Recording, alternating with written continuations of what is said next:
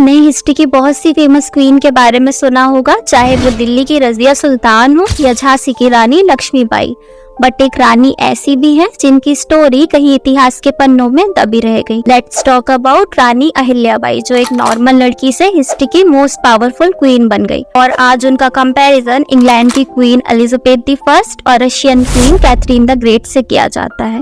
Hey everyone, welcome to royal story telling. रानी अहिल्याबाई का जन्म 1725 में जामखेड़ में चौंदी विलेज में हुआ था। उनके फादर मंकूजी राव शिंदे विलेज के मुखिया थे। पहले के टाइम तो वुमेन्स को पढ़ाया लिखाया नहीं जाता था और उनकी छोटी सी एज में मैरिज कर दी जाती थी। बट मंकूजी राव ऐसे नहीं थे, उन्होंने अहिल्या को घर पर ही पढ़ना लिखना सिखाया। अहिल्याबाई ब्यूटीफुल होने के साथ साथ बहुत इंटेलिजेंट भी थी। उन्हें सिंगिंग करना और गरीब लोगों की हेल्प करना बहुत पसंद था। वो सुबह शाम मंदिर जाती और वहाँ अपनी मीठी सी आवाज में आरती गाती।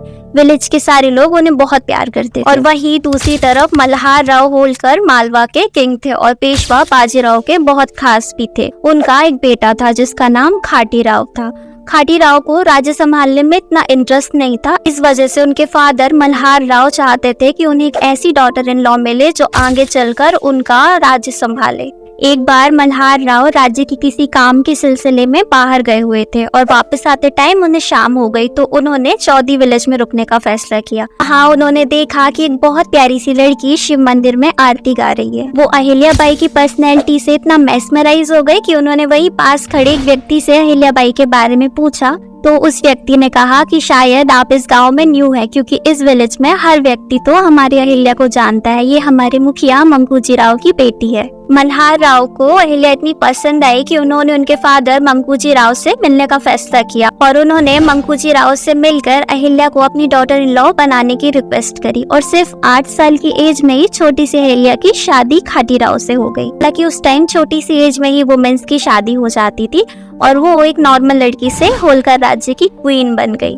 बट अहिल्या को कहाँ पता था कि आगे चलकर उसकी हंसती खेलती लाइफ सैडनेस से भर जाएगी। ससुराल में उन्होंने अपने नेचर से सबका दिल जीत लिया। उनकी मदर इन लॉ ने उन्हें फैमिली की जिम्मेदारियों के बारे में सिखाया, तो उनके फादर इन लॉ ने उन्हें राज्य संभालना सिखाया। कुछ साल बाद उनके 2 बच्चे हुए, एक बेटा और एक बेटी। बेटे का नाम माले राव था और बेटी का नाम मुक्ताबाई। मुक्ता राव वही थी जो सती प्रथा का शिकार हुई थी और उन्हें हस्बैंड के साथ जिंदा जला दिया गया था। You can check out my sati pratha video. Ahilyabai की पर्सनैलिटी इतनी मेस्मराइजिंग थी कि उनकी वजह से उनके हस्बैंड को भी राज्य संभालने में इंटरेस्ट आने लगा और अब वो भी अहिल्या के साथ राज्य संभालने में हेल्प करते। बट कहते हैं ना, खुशी ज्यादा टाइम तक साथ नहीं रहती। तो टाइम था 1754 का। खांडे राव का कुम्हेर की वॉर में डेथ हो गई और उस टाइम अहिल्या सिर्फ 29 साल की थी। और सिर्फ 29 साल की एज में ही अहिल्या की हंसती खेलती लाइफ सैडनेस से भर गई।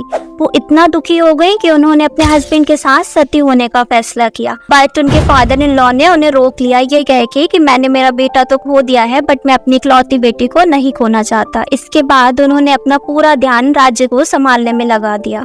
और अब टाइम आया 1766 की और उस टाइम पे उनके father in law Malhar Rao की भी डेथ हो गई। फादर इन लॉ की डेथ के बाद उन्होंने अपना राज्य अपने बेटे माले राव को संभालने को दिया। कुछ दिन राज्य संभालने के बाद उनके बेटे माले राव की भी बीमारी के चलते 1767 में डेथ हो गई। इन सब वजह से अहिल्याबाई टूट गई। उनकी लाइफ में जो सबसे क्लोज थे वो उसकी लाइफ से चले गए थे, उन सब की डेथ हो गई थी। बट क्योंकि अब सिर्फ वही थी जो होलकर किंगडम को संभाल सकती थी, इस वजह से उनको ज्यादा टाइम दुख मनाने का नहीं मिला और उन्होंने तुरंत राज्य की रिस्पॉन्सिबिलिटी ले ली। उसी टाइम अहिल्याबाई के राज्य के एक व्यक्ति ने पेशवा के एडवाइजर रखोबा को एक लेटर लिखा जिसमें लिखा था कि होलकर राज्य में राज संभालने के लिए अब कोई नहीं है, आप आके इसे कैप्चर कर लीजिए।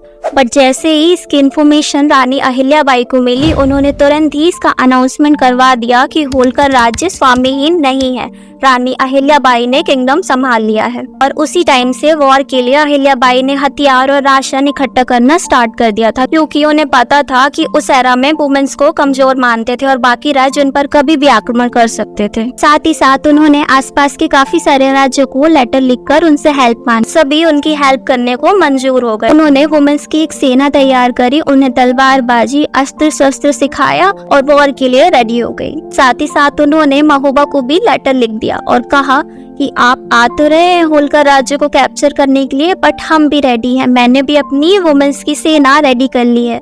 अगर मैं हार भी जाऊंगी तो मुझे इसका दुख नहीं रहेगा, बट अगर आप हार गए तो सोचिए आपकी कितनी इंसल्ट होगी कि आप एक अबला वुमेन से हार गए और हर जगह आपकी तू हो जाएगी। इससे अच्छा है कि आप ये लड़ाई खत्म कर दीजिए। महोबा को जब ये लेटर मिला तो वो समझ चुका था कि अहिल्या एक आम वुमेन नहीं है। इस वजह से उन्होंने वॉर करने का विचार छोड़ दिया। इस तरह अहिल्याबाई ने बिना तलवार उठाए अपने किंगडम की रक्षा करी।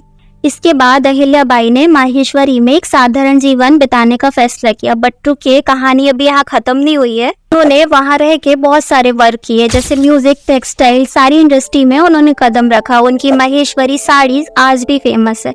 इनफैक्ट उनकी रेन के टाइम मालवा पर एक भी अटैक नहीं हुआ था, सब उनसे डरते थे। उनके कार्यकाल में पूरे राज्य में स्टेबिलिटी और पीस का माहौल था। क्योंकि मैंने आपको पहले ही बताया था, अहिल्याबाई को बचपन से ही पूजा पाठ और धार्मिक कार्यों में इंटरेस्ट था। उन्होंने काफी सारी तीर्थ स्थान में कुएं, झील और रेस्ट हाउस बनवाए ताकि यात्रियों को तीर्थ में किसी भी प्रकार की प्रॉब्लम नहीं आए। और सो उन्होंने काफी सारे मंदिरों को रिस्टोर करवाया एंड रिपेयर करवाया, जिसमें बद्रीनाथ, द्वारिका, ओमकारेश्वर शामिल है।